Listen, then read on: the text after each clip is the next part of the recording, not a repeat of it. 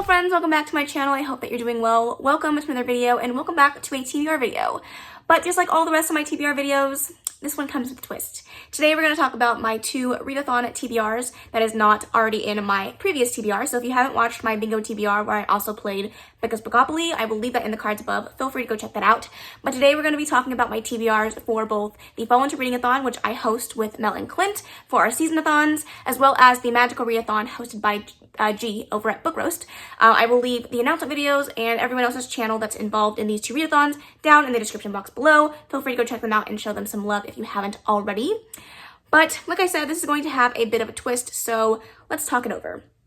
First of all, I'm going to start with the Fall into ReadAthon TBR. However, the twist that I have is I pulled 2 books to fit each prompt. One set of books is books that I had already set up on my list to read that fit into all the rest of my TBRs, including Becca's Bookoplathon and Bingo. However, the other books that I picked don't fit into either one of those, so I'm going to roll a dice. If it lands on an even number, then I get to read the book that I had already planned on reading, and I don't have to add an extra book to my TBR. However, if it lands on an odd number, then I will have to pick the other book and add a duplicate book to my TBR. I don't know why I am making things complicated. I don't know why I like to torture myself. I don't know why any of it. I don't know why. But I decided I wanted to have a little bit more fun this month and make this TBR video a little bit more spicy and exciting and chaotic and hurtful. So without further ado, let's get into it. I know this is a bit of a different setup for me. I'm usually sitting on my chair, but today I decided to sit on the floor. So hopefully you don't mind the change up. But without further ado, let's get into it. If the rules were confusing, I'm sorry, but once I start playing, it'll make more sense. Okay, so the only book that I will not be rolling a dice for will be the first prompt for the Fall into ReadAthon, which is School's in Session, and that is to read the group book. And for that, I will be reading Perfect on Paper. Obviously, this is kind of self-explanatory as to why I won't be rolling a dice. This is the group book. I need to read this, so there's nothing else to sub it out for because it's the group book. I don't know why I'm over-explaining this, but you get it. Okay, for prompt number 2, that is online learning, and that is to read an ebook or an audiobook. For this, I'm either going to read The Play by Elle Kennedy, which I had already picked for this prompt, so that's fine. The only weird one about this one is neither one of these books was on my TBR previously, so whichever one I get for this one, it doesn't really matter, but I figured I would change it up just in case. And the other option would be 3 Trials, which is the second book in a series that I'm currently reading. I don't remember the author of this one, but I am reading these ones on Kindle Unlimited. It is a reverse harem book that I didn't love the first one, but I'm interested to see where the series goes. So let's go ahead and roll the dice. This is just a regular 6-sided dice, so let's hope that, I mean, I don't really care at this point. Oh, it's a 3. So instead of reading The Play, I'm going to be reading 3 Trials, the second book in the series that I don't know the name of. You know the picture. You'll see it right here. Okay, prompt number 3 is Friday Night Lights, and that is to read a book featuring a competition. The book that I want to read is The Inheritance Games. It's already on my TBR. However, the book that is not on my TBR, that if I roll the wrong side, I will have to read this one, and that is Beartown by Frederick Bachman. This features like a hockey town, so there's a game in there somewhere. All right, may the dice speak. It's a 2! I should probably show you these. It is a 2, so I will be reading The Inheritance Games for that one. I didn't explain the synopsis of the other 2, so I guess I'll start now, although this video is probably going to be very long if I do that. But The Inheritance Games follows Avery, who gets a message from, I don't know if it's a family member or some random person, that she is a part of the competition to win this inheritance of a man that has died. And at this house, it's like this huge mansion, and they set up this really elaborate like puzzle and game in order to win the inheritance. I've heard it's really good. I have been wanting to read this for quite some time, so hopefully I enjoy it. That was a butchered synopsis, but I'm really excited for this one. Okay, we won 1 and we lost 1. Let's hope the odds more swing towards our favor. Cross our fingers. Okay, prompt number 4 is Who Wants Candy Corn, and that is to read a book with yellow, white, or orange on the cover. For the one that I would like to read is Crown of Feathers by Nikki Palpretto.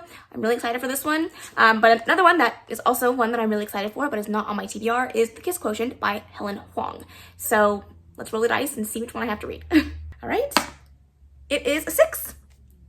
Yay! Okay, for that, we are reading Crown of Feathers by Nikki Palpretto. I'm really excited for this one. I believe this one has to do with 2 sisters, Phoenix writers. Women aren't supposed to be Phoenix writers, but both of them want to do so. So one of them, I believe, pretends to be a boy and starts to write phoenixes, and there's a sister relationship. I've heard really good things. It is a chunky YA fantasy, but I'm really excited for this one. I don't know why I decided that doing synopsis was the best bet for me, because I'm never good at them, but here we are. The fifth prompt is pumpkin spice lattes and apple picking, and that is to read a book with a fruit or beverage on the cover. I just realized that both of these aren't on my TBR either, so whichever one I pick really won't matter.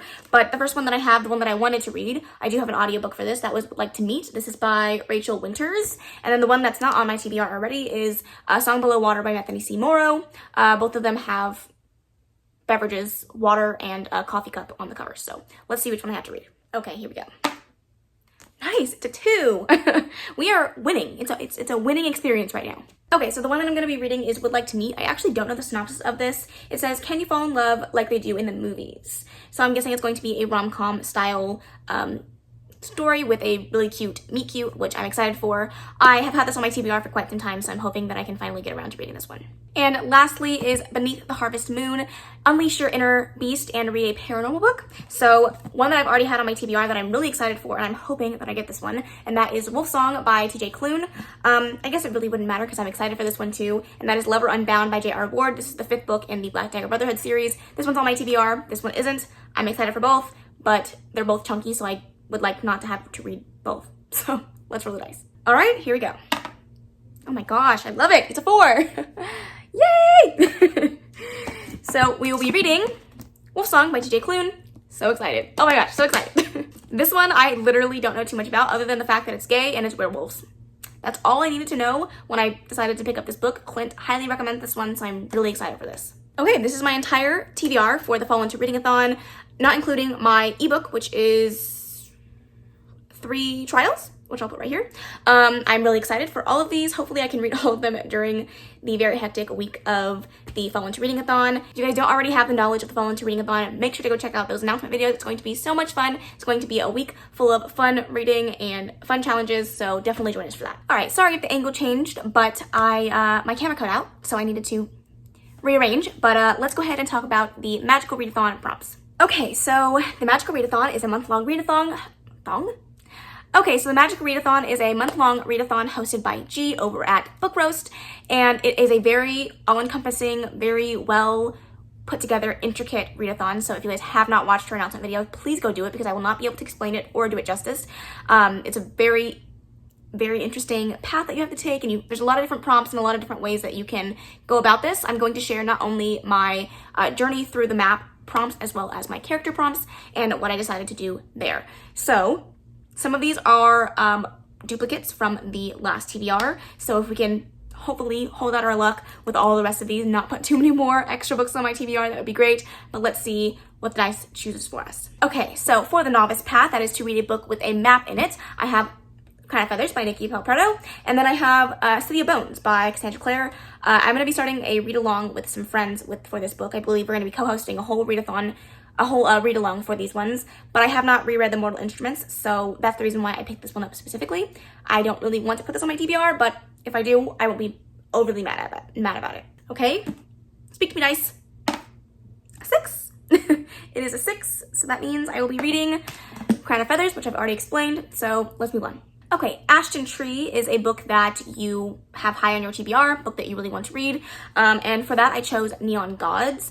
I did pick this one up on my Bookopoly rolls, so if I could just read this one, that would be great, but I'm also really excited for November 9 by Colleen Hoover, so if I have to switch it up and read this one for this prompt instead, honestly, I won't be mad. Okay, here we go. It's a 4. Okay, so I'll be reading Neon Gods by Katie Robert. This is actually going very well, very much in my favor, so I'm happy about it, but I'm also scared that I just jinxed it, so. Neon Gods is a Hades and Persephone retelling, but set in modern day. It's supposed to be very, very smutty. I believe it's set in like a what's it called? A club? Or I could be wrong about that, but I just heard really, really good things. I've heard that it's really amazing, really hot, very sexy, and it's just exactly what I needed. So hopefully I really enjoyed this one. Okay, up next is The Mist of Solitude, and that is to read a standalone. The one that I had in place for this one was Perfect on Paper by Sophie Gonzalez. However, if I roll in the odd number, then I will be reading A List of Cages by Robin Rowe. I was gifted this one from Melanie over at Completely Melanie, so I'm really excited to get around to this one. It's supposed to be a hard-hitting contemporary, so we'll see which one I have to read. Okay, here we go. Man, it's a 4. This is like not even that exciting because I just keep getting the books I wanted to read anyways. Okay, Perfect on Paper. I already explained this one. Not gonna go too much. Actually, I didn't explain this one. Lies. Perfect on Paper is a YA contemporary about a girl named Darcy who is like the school's love advice person, but it's very anonymous. People will put love advice questions in a locker, and secretively on her own time, she'll go through the notes in the locker and answer the questions. However, her enemy, what's his name? Alexander, ends up finding out that she is the love advice person and starts to blackmail her, and he's like, I will tell everybody that you're this person unless you help me get back with my ex. And it's also LGBTQI+. I believe there's some themes of that in here as well, so I'm really excited for this one. All right, up next is A Ruin of Sky, and that is to read a book with paranormal, supernatural themes. So for that, I had on here Wolf Song by TJ Klune. But if I roll an odd number, then I will read A Strange Hymn. This is a paranormal, supernatural, dark romance that I really enjoyed the first book of. This is a sequel, so I'm really excited to move on with it. I will be happy with either one, but obviously I would like to keep my page count as low as I can. All right, here we go. Okay, it's a 3. So this is the first one in this stack where we'll be adding another book. So instead of reading this one for that prompt, I'm going to be reading A Strange Hymn. The first book was Rhapsodic. It's a very interesting book. It's called the Bargainer series. Basically, we follow the main character, Calypso, who is a siren. And after a turn of events, she ends up taking a deal from the Bargainer. And basically, the Bargainer is known for giving out deals, but when he comes to collect, the payments are always steep and not necessarily something that you want to do. However, Calypso and the Bargainer end up creating this really interesting relationship, and she has hundreds and hundreds and hundreds of deals owed to the Bargainer. And then he disappears from her life for 3 years, and when he returns, she is stuck trying to figure out why and what he's going to do to ask for those bargains back. So the first one was really interesting. I didn't love the ending, but I'm curious to see where the second book goes, so I'm really excited for this one. Okay, Obsidian Falls is the next prompt, and that is to read a mystery thriller book. I had Sadie in this prompt for what I wanted to read. I am buddy reading this with a friend, so I would love to be able to get this one, but if not, we will do One of Us is Lying. Both of these are YA contemporaries, YA mystery thrillers, so I'm excited for both of them. Hopefully I pick this one. Okay, here we go. It's a 6. Yay! I don't know what that sound was, but let's never do it again. Okay, we're going to be picking Sadie by Courtney Summers. This one follows Sadie in one timeline where she goes missing, and you're following her perspective leading up to the day that she goes missing. And then you're following the now timeline with the detective who is trying to solve her case. And it's 2 converging timelines, but I've also heard that it's told in podcast format, so I'm really excited for that one. Like I said, I'm going to be buddy reading this, so I'm really excited to read this one. Okay, Tower of Rumination is the next prompt, and that is to read a 5-star prediction. So for that, I chose Heroine by Mindy McGinnis. This was another one that was on my Bookopoly rolls. This one's supposed to be a really hard-hitting contemporary. It does follow a girl who ends up getting in a car crash and has ends up having a drug addiction to opioids and heroin after that. So it's supposed to be a very intriguing and hard-hitting book, so I'm excited for this one. But if I don't get this one, then I will read Shipped by Angie Hockman. This is supposed to be The Unhoneymooners meets The Hating Game. I've heard really good things about both of these books, honestly, so whichever one I get, I'll be happy with. Okay, here we go. It is a 2. Heroine it is. Obviously, I just explained the synopsis. I am really excited for this one. Excited is a hard word to say, especially with books like this. I am intrigued by this book, and I'm really curious to see how Mindy McGinnis is going to handle this topic, so hopefully I enjoy it. Okay, the next prompt is Orion Academy, I hope I said that right, and that is to read a book with a school setting. On my bingo TBR, I had Alessia and Atlantis from middle grade, but if I don't roll that one, then I will be reading Crave by Tracy Wolff. I believe this has a school setting from as far as I can remember in regards to what people have told me.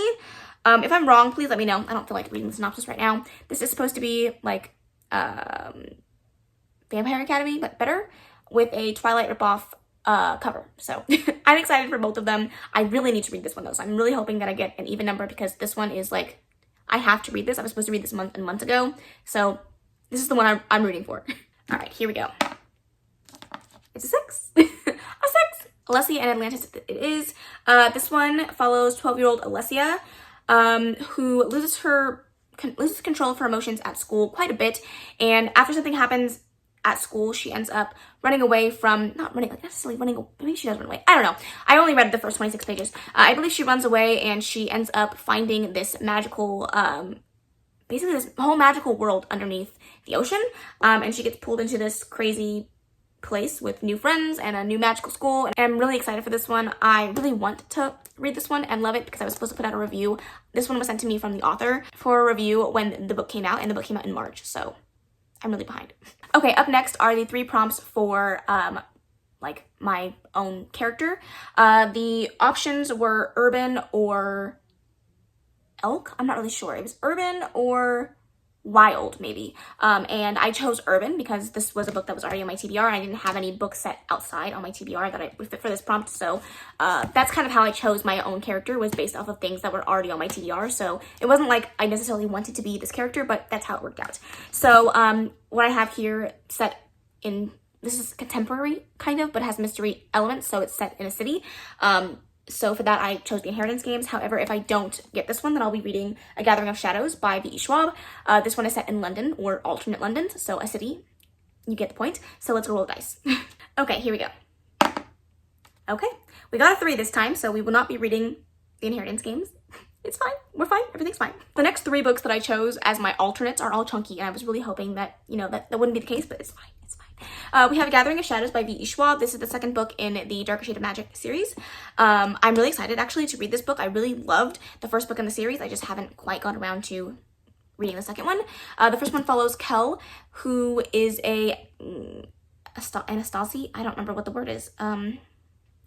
I don't remember what it's called, but he's able to travel across the different alternate Londons, and there's only 2 people in the world that are able to do that.